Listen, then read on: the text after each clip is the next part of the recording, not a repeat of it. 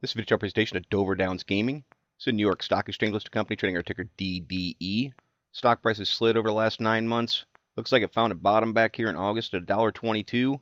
Bounced off of those lows to hold a support at $1.30. Made a new couple month high, then a higher low, then hit another high before pulling back, and again making a higher low. Had established a support point right there at $1.45 and actually fell through it. It would have been better if it would have held that area, but in fact by dropping back to $1.40, $1.41, that's actually a stronger level of support.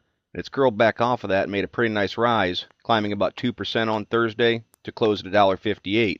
I think what's really notable about this chart is the way it's fighting this 200-day moving average. And I think that's going to be a key spot going forward with this chart, see if it can finally break above it.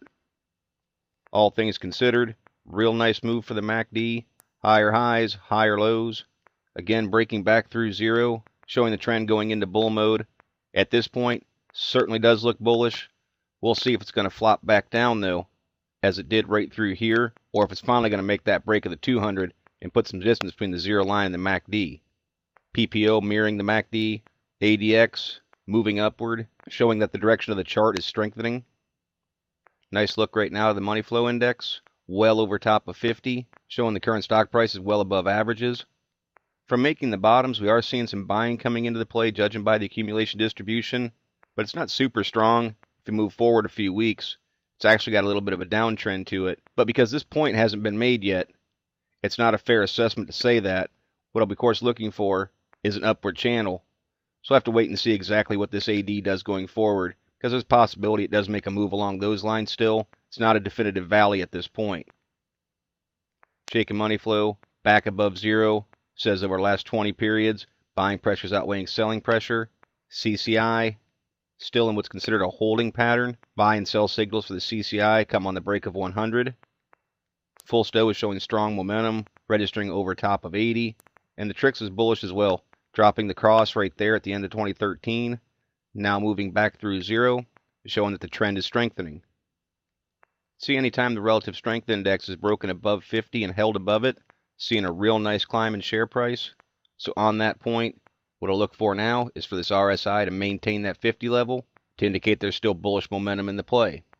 I'll draw on here real quick, the nice move off the bottom, the upward channel that is being established to a certain degree, even though the chart's at a key point right now to move back above this 200-day.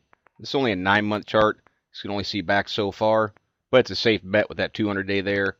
It's been more than a year the stock price has been above that 200-day moving average, and even when it tried in October, it proved to be a very difficult area. Pulled right back down from the intraday highs of $1.87 and then proceeded to fall off sharply after that.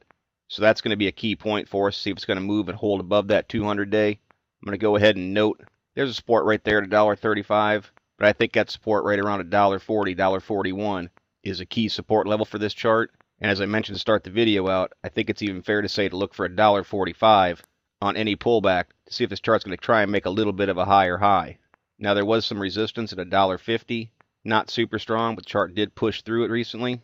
That too should serve as a little bit of support, but I don't believe that that resistance was anywhere near as strong as the resistance is going to face up near $1.65. And I'd certainly identify a top-end resistance right there around $1.75. Of course, that was the two peaks essentially from opening and closing prices that it made since coming off the bottom. That was serving as an area of resistance way back in last May and June, and that's going to be a tough spot once again for it should the stock price continue to appreciate. But for right now, as I mentioned, I'm going to stay focused on that 200-day moving average. Volume actually picked up a little bit on Thursday, even though it still only traded 112,000 shares. Very thinly traded stock, especially for being a New York Stock Exchange play. And I did take a quick look. It's had about 32 million shares outstanding, so it certainly has the potential to put together some higher volume days. And I'll approach this with the mentality of the more volume the better to break through this 200-day moving average. So some pretty precise things to pay attention to. In the simplest terms, the RSI breaking back down through 50 is a great sign of weakness, and I pay attention to this first support point around $1.45 to ensure that that holds if the stock price pulls back. Those are the type of things that I'll be looking for in the DDE chart, but as always, merely my interpretation. Thank you for watching. Trade smart.